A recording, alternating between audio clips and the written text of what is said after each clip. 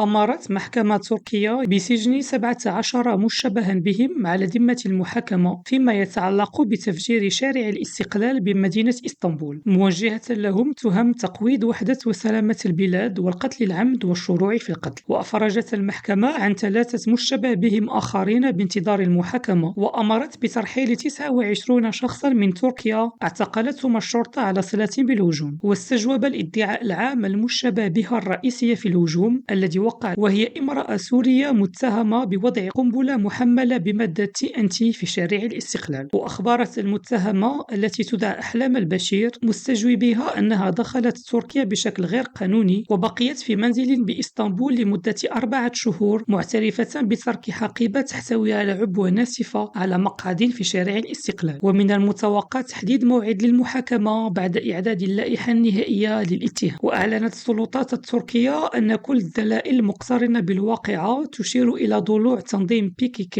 الإرهابي في تنفيذ التفجير الذي خلف 6 قتلى و81 مصابين.